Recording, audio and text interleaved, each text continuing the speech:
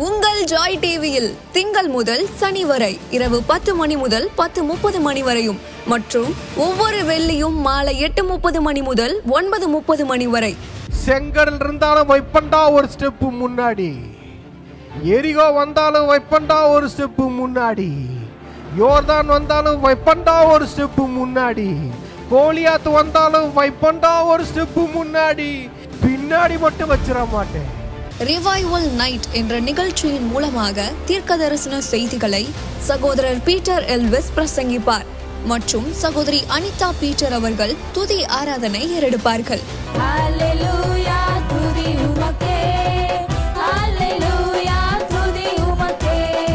மனிதர்களின் வார்த்தையால் பாதிக்கப்பட்டது போதும், கடவுளின் வார்த்தையால் பாதிக்கப்படுவோம் வாருங்கள். நமக்குள் இருக்கும் இயேசு கிறிஸ்துவை உலகத்திற்கு காட்டும் நேரம் இது. வாருங்கள், இயேசுவுக்காய் எழும்புவோம். கூடுமே எல்லாம் கூடுமே, உம்மால எல்லாம் கூடும், கூடாதது ஒன்றுமில்ல, உம்மால் கூடாதது ஒன்றுமில்ல. கூடுமே எல்லாம் கூடுமே, உம்மால எல்லாம் கூடும், கூடாதது ஒன்றுமில்ல, உம்மால் கூடாதது ஒன்றுமில்ல. மரித்து உயிர்த்தீரையா, மரணத்தை ஜெயித்தீரையா, மரித்து உயிர்த்தீரையா, மரணத்தை ஜெயித்தீரையா, மறுபடி வருவீரையா, உருமாற்றம் தருவீரையா, மறுபடி வருவீரையா, உருமாற்றம் தருவீரையா. கூடுமே எல்லாம் கூடுமே, உம்மால எல்லாம் கூடும். எல்லாம் பாடுவோமா? கூடாதது ஒன்றுமில்ல, உம்மால் கூடாதது ஒன்றுமில்ல. கூடுமே எல்லாம் கூடுமே, உம்மால எல்லாம் கூடும், கூடாதது ஒன்றுமில்ல, உம்மால் கூடாதது ஒன்றுமில்ல. கடல் மீது நடந்தீரையா, கடும் புயல் அடக்கினீரே, கடல் மீது நடந்தீரையா, கடும் புயல் அடக்கினீரே, சாத்தானை ஒடுக்கினீரே, சர்வ வல்லவரே, சாத்தானை ஒடுக்கினீரே, சர்வ வல்லவரே. கூடுமே எல்லாம் கூடுமே, உம்மால எல்லாம் கூடும், கூடாதது ஒன்றுமில்ல, உம்மால் கூடாதது ஒன்றுமில்ல. கூடுமே எல்லாம் கூடுமே, உம்மால எல்லாம் கூடும், கூடாதது ஒன்றுமில்ல, உம்மால் கூடாதது ஒன்றுமில்ல. செங்கடல் உம்மை கண்டு ஓட்டம் பிடித்ததையா, செங்கடல் உம்மை கண்டு ஓட்டம் பிடித்ததையா, யோர்தான் உம்மை கண்டு பின்னோக்கி சென்றதையா, யோர்தான் உம்மை கண்டு பின்னோக்கி சென்றதையா. கூடுமே எல்லாம் கூடுமே, எல்லாம் கூடும், கூடாதது ஒன்றுமில்ல, உம்மால் கூடாதது ஒன்றுமில்ல. கூடுமே எல்லாம் கூடுமே, உம்மால எல்லாம் கூடும், அவரால் கூடாதது ஒன்றுமே இல்ல, ஒன்றுமில்ல, உம்மால் கூடாதது ஒன்றுமில்ல. உம் நாமம் சொன்னால் போதும், பேய்கள் ஓடுதையா, உம் நாமம் சொன்னால் போதும், பேய்கள் ஓடுதையா, உம் பெயரால் கை நீட்டினால் நோய்கள் மறையுதையா,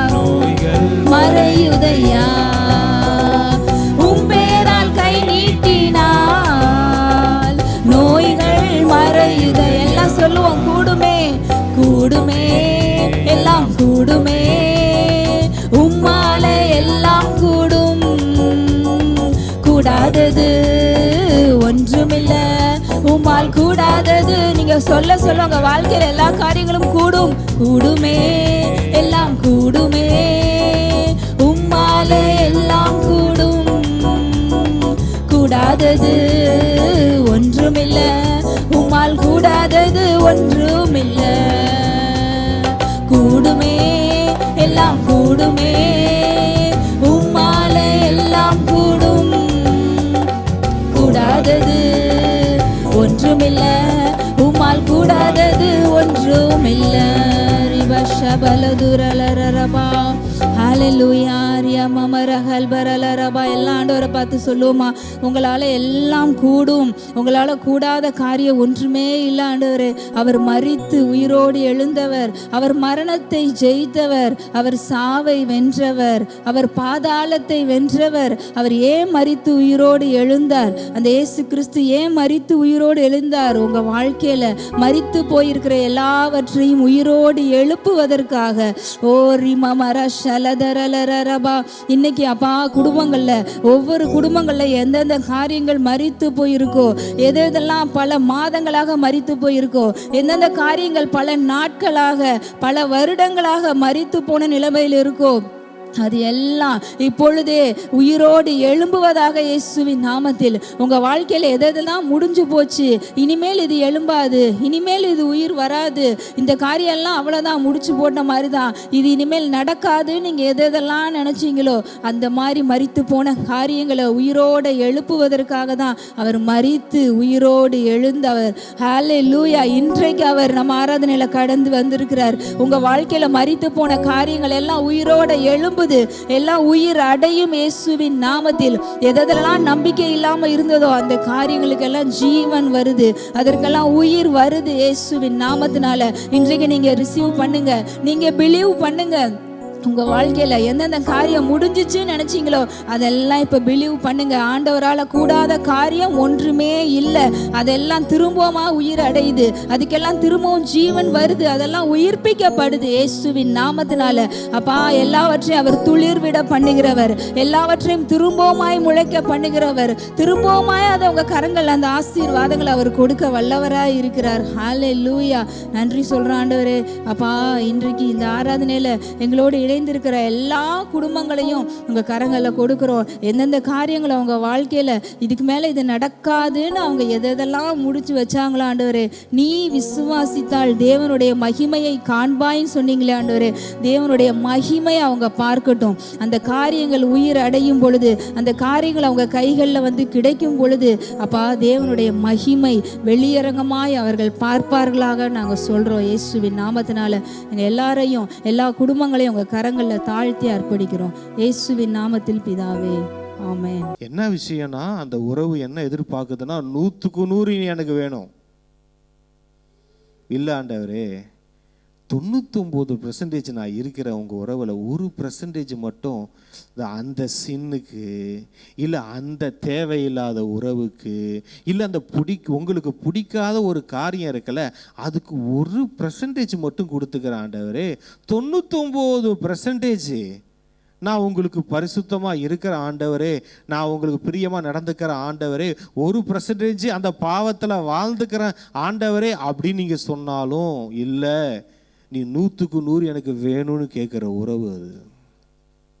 நான் உங்கள்கிட்ட கேட்குறேன், ஒரு டம்ளரில் நல்ல ஒரு தண்ணியை வச்சுட்டு, பிரதர் தண்ணி ஃபுல்லாக நல்ல தண்ணி தான், ஒரே ஒரு சொட்டு சாக்கடை தண்ணியை ஊற்றுறேன், குடிங்க அப்படின்னா யாராவது குடிப்பீங்களா?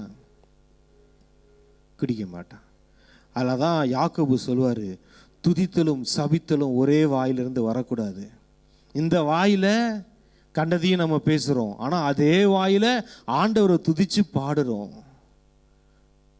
இதே வாயில் பேசிட்டு அதே வாயில் ஆண்டவரை துதிக்கிறோம். இங்கே பாருங்க, நான் ஒன்று கேட்குறேன், தேன், நல்ல தேன், நல்லா தெளித்தேன், சுவையான தேன் தான், ஆனால் நான் உங்களுக்கு மொண்டு கொடுக்குற மகு, அது டாய்லெட்டில் யூஸ் பண்ணுற மகாக இருந்தால் நீங்கள் குடிப்பீங்களா?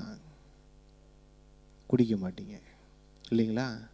ஏன்னா அது எவ்வளவு தேனாக இருந்தாலும், அது எவ்வளவு விலையேற பெற்றதாக இருந்தாலும், அந்த பாத்திரம் சரியில்லை, அதனால் என்னை அருக முடியாது. அவன் சொல்லட்டுமா, நிறைய பேர் இதுதான், உங்களுடைய பர்சனல் லைஃபு அது கரையாக இருக்கிறனால ஆண்டவர் உங்களால் என்ஜாய் பண்ண முடியல, ஆண்டவரை உங்களால் சாட்டிஸ்ஃபைட் பண்ண முடியல. ஆண்டவருக்கு உங்களுக்கும் உறவில் சில விரிசல்கள் இருக்குது. அந்த விரிசல்கள் சரியாகணும். ஆண்டவர் உங்களோட முழு இருதயத்தோடும் முழு பலத்தோடும் முழு உள்ளத்தோடும் நீங்கள் தேடணும். அதை அவர் ஆசைப்படுறாரு. பர்சன்டேஜ் பிரிச்சிடுற ஆண்டவரே, உங்களுக்கு இத்தனை பர்சன்டேஜ், உலகத்தின் பாவத்துக்கு இத்தனை பர்சன்டேஜ்னா இல்லை, நீ எனக்கு முழுசா வேணும்.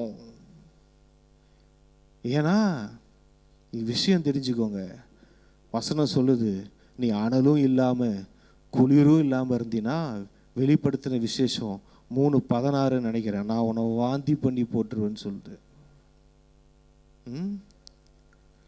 நீ அனலாவும் இல்லை குளிராவும் இல்லை, ஆற்றுல ஒரு காலு சேத்துல ஒரு காலு வாழ்கிற வாழ்க்கையில் கிறிஸ்துவுக்காகவே வாழுற காலு, ஆண்டவருக்காகவே வாழ்கிற லைஃப். என் லைஃப் நீங்கள் நோட்டில் போய் எழுதிருங்க, நான் இயேசுவுக்கு, என் வாழ்க்கை இயேசுவுக்கு, என் வாழ்நாளெல்லாம் இயேசுவுக்கு, வேற எதுவுக்கும் இல்லை. ஆண்டவர் சமூகத்தில் உட்காந்து ஜெபம் பண்ணி பாருங்க, ஆண்டவருக்காக நின்று பாருங்க. ஆண்டவருக்காக நின்று பார்க்கும்போது ஆண்டவர் உங்கள் வாழ்க்கையில் நிற்கிறத பார்ப்பீங்க. கரைப்படாதபடிக்கு உங்களை காத்து கொள்ளுங்கள். உலகம் நம்மளை எப்படியாச்சும் கரைப்படுத்தலாம் தான் பார்த்துக்கிட்டு இருக்கோம். அதோடைய நோக்கம் என்ன தெரியுமா? சாத்தானுடைய நோக்கம் என்ன தெரியுமா? நம்மளை எப்படியாச்சும் கரைப்படுத்திடணும், எப்படியாச்சும் கரைப்படுத்திடணும். ஏன்னா இவன் கரைப்பட்டுட்டான், இவன் உடனே கில்ட்டி கான்சியஸில் போயிடுவான். ஐயோ, நான் இந்த பாவத்தை செஞ்சுட்டேன், ஆண்டவர் முகத்தை நான் எப்படி பார்ப்பேன், அப்படி எப்படி பார்ப்பேன். கொஞ்சம் கொஞ்சமாக பிரித்து என்ன செய்வான் தெரியுமா? தூரம் வச்சிருவான் நம்மளை கொண்டு போய். இந்த உலகத்தின் கரை சின்ன அப்படின்னா கூட உடனே ஆண்டவர்கிட்ட, ஆண்டவரே நான் பார்த்துட்டேன், தெரியாமல் பார்த்துட்டேன், என்னை மன்னிச்சிடுங்க, உங்கள் உறவுக்கு தான் வேணும் எனக்கு, அதுக்காக ஐயோ நான் எப்படி திரும்ப ஆண்டவரை பார்ப்பேன், அந்த கில்ட்டி கான்சியஸில் போயிடாதீங்க. செகண்டில் இன்னொன்று சொல்கிறேன், அடுத்த ஸ்டெப்பு, அந்த உறவில் நீங்கள் திரும்ப திரும்ப திரும்ப அதை பழக பழக பழக அந்த மாதிரி ஏதாவது தவறாக வந்தால் கூட நீங்கள் சீனு தூக்கி எறிவீங்க, இந்த பழம் புளிக்கும்னு. போத்திபார் மனைவி யாருமே இல்லைன்னு அவன் ட்ரெஸ்ஸை பிடிச்சி இழுத்தப்போ கூட சீ இது புளிக்குது அப்படின்னு உருவி விட்டு ஓடினவர் தான் யோசேப்பு. அந்த மாதிரி பாவத்தின் மேலேயே ஒரு வெறுப்பை வர வைக்கிறது தேவனோடு உள்ள உறவு. ஏங்க யோசேப்புக்கு புளிச்சுது, ஏன் யோசேப்புக்கு திகிட்டிச்சு அது அப்படின்னா, இங்கே ஒரு பக்கம் சாட்டிஸ்ஃபைட் ஆகிட்டு இருக்கிறார் ஆண்டவரோடு உள்ள உறவில். தரிசனங்களால் நிரம்பியது. கடவுளுக்கும் அவனுக்கும் உள்ள உறவு சாதாரண உறவு இல்லை. நடக்க போறதெல்லாம் சொல்லிட்டு இருக்காரு, நடக்கிறதெல்லாம் சொல்லிக்கிட்டு இருக்கிறாரு. இருதயத்தை ரொம்ப நல்லா வச்சுக்கிட்டாரு யோசிப்புங்க. ஒருவன் ராஜாவாகிறது, நான் ஏன் பிரதர் நான் இன்னும் ராஜாவாகல, நான் ஏன் லைஃப்ல இன்னும் கிங் ஆகல, இருதயம் ரொம்ப முக்கியம் பாருங்க. தன்னுடைய சகோதரர்கள் அக்கிரமத்தை செய்யறத பார்க்கறான், ஆனா அவன் செய்யல, செஞ்சிருக்கலாம், செய்யல. இவனுக்கு தரிசனம் வந்துருச்சுன்னு உடனே எல்லாரும் அவனை பகைக்கிறாங்க, ஆனா அவன் யாரையும் பகைக்கல. சரி, அவனை குழியில போட்டாச்சு, எல்லாம் நடக்குது, எல்லாம் செஞ்சு அவன் ராஜாவை ஆனதுக்கு அப்புறம் அவங்க சொல்ற ஸ்டேட்மெண்ட் எடுத்து பார்ப்போம். ஆதியாகமத்தில் 45வது அதிகாரம். அவங்கெல்லாம் பார்த்துட்டாங்க, இவர் கிங்குக்கு அடுத்தபடியா இருக்கிறாங்க. சரி, யோசேப்பு இன்னைக்கு நம்மளை கொன்னுடுவான், நம்ம லைஃப்பை முடிச்சிருவோம் அளவுதான் அப்படின்னு நினைக்கிறப்ப யோசேப்போட வார்த்தையை பாருங்க. அப்பொழுது யோசேப்பு தன் சகோதரரை நோக்கி, என் கிட்ட வாருங்கள் என்றான். அவர்கள் கிட்ட போனார்கள். அப்பொழுது அவன், நீங்கள் எகிப்துக்கு போகிறவர்களிடத்தில் விற்று போட்ட உங்கள் சகோதரனாகிய யோசேப்பு நான் தான். உறவை சொன்னான் பார்த்தீங்களா? இந்த மாதிரி செஞ்சவங்களை என்ன சொல்லுவோம் நம்மலாம், டேய் நீ யாரா நான் யாரா, நீ அண்ணனா நான் தம்பியா, நீ யாரு நான் யாரு, உனக்கும் எனக்கு என்ன உறவு அப்படின்னு கேட்கறதுக்கு பதில் வேணமா சொல்றான், நான் உங்கள் சகோதரன். பழி வாங்க வேண்டிய நேரத்தில் பாசத்தை காட்டுகிறாங்க. எது நடந்தாலும் இருதயம் மாறல. ஏன் யோசேப்பு உன் இருதயம் மாற மாட்டேங்குது, எது நடந்தாலும் உன் இருதயம் மாறலைன்னா அவனுக்கும் கடவுளுக்கும் இருந்த ஒரு உறவு என்ன தெரியுமாச்சு? கடவுளோட இருதயமா இவன் இருதயம் மாறிடுச்சிங்க. இப்ப மனுஷ இருதயம் இல்லை யோசேப்புக்கு இருக்கிறது. மனுஷ இருதயம் பழி வாங்கும். அது அந்த காலத்துல எல்லாத்தையும் முடிச்சு விட்டுருவாங்க பாருங்க. அந்த காலகட்டத்தில் கேட்கறதுக்கு யாரும் இல்லை, இவன் தான் கிங்கு. ஆனா இவன் கடவுளோட பழகி பழகி பழகி பூவுடன் சேர்ந்த நாரும் மணப்பது போல, செடியும் கொடியும் ஒன்றாய் ஆனது போல அவன் கடவுளுடைய பாவத்தை சுமந்தவனாய் மாறிவிட்டான். அவனே நினைச்சாலும் அவங்கள வெறுக்க முடியாது, அவனே நினைச்சாலும் அவங்கள பழி வாங்க முடியாது. இது கடவுள் அவனுக்குள்ள வைத்த அன்பு. அதனால தான் அவன் ராஜாவானா. இன்னைக்கு நம்ம ராஜாவாகிறதுக்கு ஏதாவது தடை இருக்கா? யார் மேலேயாவது கசப்பு இருக்கா? இல்லை யார் மேலேயாவது இருக்கா? பழைய காரியங்கள் இருக்கா? வேணாம், எல்லாத்தையும் தூக்கி எறிஞ்சிடுவோம். அவங்கள மனதார நேசிப்போம், அளவுதான். ஆனால் அவங்களால நம்மளோட தரிசனத்துக்கு தடை வராதபடிக்கு தனியாக இருந்துக்கிறது தப்பு கிடையாது. ஆனால் எந்த வைராக்கியத்தையும் எந்த கோபத்தையும் எந்த பழி வாங்குதலையும் நம்ம இருதயத்தில் வச்சுக்கிட்டோன்னு வச்சுக்கோங்களேன், அப்படி வச்சவன் எவனும் ராஜாவானதா சரித்திரம் இல்லை. அப்படி செஞ்சு ராஜாவை ஆகிறதுக்கு ராஜாவானவன் சில நாட்களில் சில வருடங்களில் விழுந்தது இந்த வேதத்தில் பார்க்குறோம். ஆனால் ராஜாவை ஆண்டவராக ஒருத்தவனை ராஜா வாக்கி வச்சாரு. அதை ஆகிறதுக்கு சில வருடங்கள் ஆகலாம், சில நாட்கள் ஆகலாம். ஆனால் அவர் வச்ச இடத்துலேருந்து வேற எவனாலையும் அந்த ராஜான்ற பொசிஷன்லேருந்து அவனை தூக்க முடிஞ்சதே கிடையாது. வேதம் சாட்சி. அவர் சொல்றார் பாருங்க, என்னை இவ்விடத்தில் வரும்படி விற்று போட்டதினால் நீங்கள் சஞ்சலப்பட வேண்டாம். என்னங்க யோசிப்பு? அவங்க கஷ்டப்பட கூடாதுன்னு இவர் கஷ்டப்படுறாரு. எப்பப்பா நீங்க விற்று போட்டதுனால நீங்க இருதயம் சஞ்சலப்பட வேணாம்பா, அது உங்களுக்கு விசனமாயும் இருக்க வேண்டாம். ஜீவ ரட்சனை செய்யும்படிக்கு தேவன் என்னை உங்களுக்கு முன்னே அனுப்பினார். பூமியிலே உங்கள் வம்சம் ஒளியாமல் இருக்க உங்களை ஆதரிக்கிறதற்காகவும் பெரிய ரட்சிப்பினால் உங்களை உயிரோடே காப்பதற்காகவும் தேவன் என்னை உங்களுக்கு முன்னமே அனுப்பினார். ஹல்லேலூயா. அதனால தான் அவர் ராஜாவானார். நம்மளை ராஜாவாக்க போறதும் இதுதான். ஏன் பிரதர் ஒரு இடத்துல கிங் ஆகாம இருக்க? ஏன் அந்த பொசிஷன்ல உட்காராத மாதிரி இருக்குன்றீங்களா? இதுதான் ஆண்டவரோடு உள்ள உறவுல இருங்க. இருக்க இருக்க நம்ம அவரை போல மாறிடுவோம். அவரை நேசிக்கிற மாதிரி ஜனங்களை நேசிக்க ஆரம்பிச்சிருவோம்.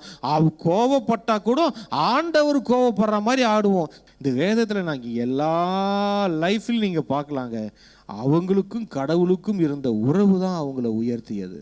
அற்புதங்கள் நடக்கும், மிராக்கல்ஸு, சயின்ஸ் அண்ட் ஒண்டர்ஸ் கூட நடக்குங்க. அது இவங்க நல்லா இருக்கிறனால மற்றவங்களுக்கு நடக்கும், இல்லை கடவுளுடைய கிருபையினால நடக்கும். ஆனால் அந்த உயர்வு இருக்கு தெரியுமா? நீங்க போய் சேர வேண்டிய இடம் இருக்கு தெரியுமா? உங்களை ஆண்டவர் சிங்காசனத்தில் உட்கார வைக்க போறாரு தெரியுமா? அது உங்களுக்கும் ஆண்டவருக்குள்ள உறவுல தான் அது நடக்கும். அது ஒரு மிராக்கலா நடக்காது, லாட்ரி அடிக்காது. மிராக்கல் எது எதுக்கு நடக்கணுமோ அதுக்கு தான் மிராக்கல் நடக்கும்.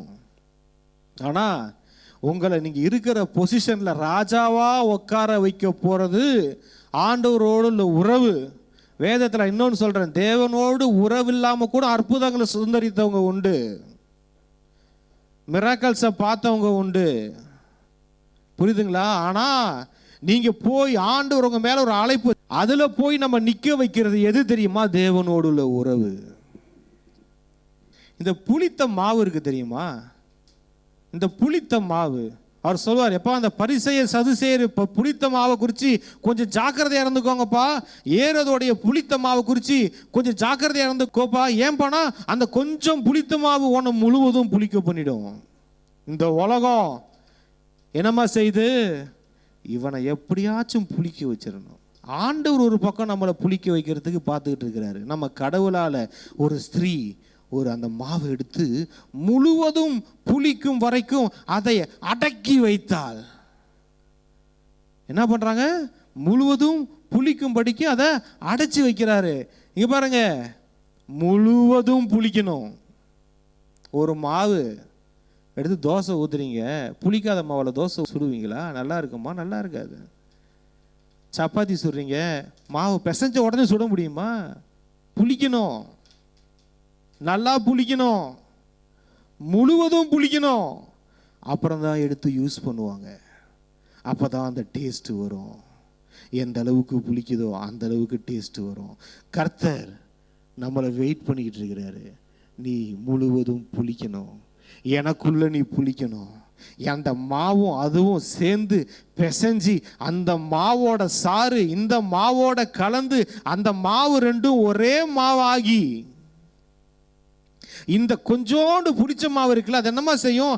அந்த மாவோட கலந்து அது அப்படியே மிக்ஸ்டா என்ன ஆயிடும்னா, இயேசு கிறிஸ்து என்ற அந்த புளித்த மாவு இந்த பீட்டர் என்ற இந்த சாதாரண மாவை, நல்லா ஃப்ரெஷ் மாவுன்னு வச்சுக்கோங்க, இந்த மாவோட சேர்ந்து சேரும் போது அந்த இயேசு கிறிஸ்துவோடைய சாரம் எல்லாமே இந்த பீட்டர் என்ற அந்த மாவோட கலந்து கலந்து கலந்து மிக்ஸ் ஆகி அது சாறு அதோடைய எல்லாமே அதோடைய டோட்டலா ஒரு காடுக்குரிய நேச்சரு, காடுக்குரிய பார்வை, காடுக்குரிய பேச்சு, காடுக்குரிய சிந்தனை, காடுக்குரிய பவரு, காடுல இருக்கிற வரங்கள், காடுல இருக்கிற எல்லா மகத்துவங்களும் இந்த பீட்டர் என்ற புளித்த மாவுல கலந்துரும். அது அப்படியே மிக்ஸ் ஆகிடும். இப்போ போய் பார்த்தீங்கன்னா எல்லாம் ஒரே மாவு. இப்போ அந்த மாவை பிரிக்க முடியுமா? பிரிக்க முடியாது. இதுக்கு அப்படியே ஆப்போசிட்டு தான் சாத்தானும் செய்கிறான். சதுசேயர் பரிசேயர் ஏரோதோடைய புளித்த மாவு குறித்து ஜாக்கிரதையா இருங்க அப்படின்னா, சாத்தான் உலகத்துக்குரிய ஒரு மாவு இருக்கு, அந்த மாவு நம்மளை மிக்ஸ் ஆச்சு. பிரதர் இவ்வளோண்டு தான் பிரதர், சின்ன மாவு தானே பிரதர், அது என் வாழ்க்கையில் எங்கேயாவது இருந்தா இருந்துட்டு போதும்னு நினைக்காதீங்க. அந்த கொஞ்சோண்டு மாவு உங்களை முழுசா புளிப்பாக்கிடும். கொஞ்சோண்டு மாவு, இந்த விஷயம் தானே அப்படின்னு நினைக்காதீங்க. உங்க மைண்டே டோட்டலா பெரிய பாவம்லாம் இல்லைதான், ஆனா உங்க வாழ்க்கையின் நோக்கத்தை திசை மாத்திரும். சாத்தானுக்கு ஒரு விஷயம் தெரியும், இவங்க பெரிய பாவங்கள்லாம் செய்ய மாட்டாங்கப்பா, ஆனா இவன் போற பாதையை மாத்தி விட்டுறலாம்ல, இவன் மேல இருக்கிற நோக்கத்தை நோக்கி இவன் போகாம வேற திசையை டைவர்ட் பண்ணி விட்டுறலாம்ல, இவனுக்கு வேற ஏதாவது ஒரு ஆசையை காட்டி விட்டுறலாம்ல. அதுவும் ஒரு புளித்த மாவு தான். அதை ஆட் பண்ணிடுவான். புளித்த மாவில் நிறைய இருக்குது, சப்பாத்தி இருக்குது, இட்லி மாவு இருக்குது, எந்த டிஃப்ரெண்ட்டாக இருக்குது. எதை ஆட் பண்ணுறாங்கன்னு தெரியாது. அவன் பார்ப்பான், ஓ இந்த விஷயத்தில் நீ ஸ்ட்ராங்காக இருக்கியா, சரி பரவாயில்ல, இந்த விஷயத்தில் பிரதர் ரொம்ப நாளாக என்ன ஆண்டு ஒரு நாள் ஃபுல்லாக என்ன பிரதர், ஒரு நாளைக்கு ஒரு அரை மணி நேரம் ஜெபம் பண்ணலாம், இல்லை 1 மணி நேரம் ஜெபம் பண்ணலாமா, இல்லை 2 மணி நேரம், நேர கணக்கே இல்லை பாருங்க. ஆண்டவரோடு உறவு. நான் ஏன் இந்த உறவை அப்படி சொல்றேன்னா, சக்சஸ் அதில் தான் இருக்குது.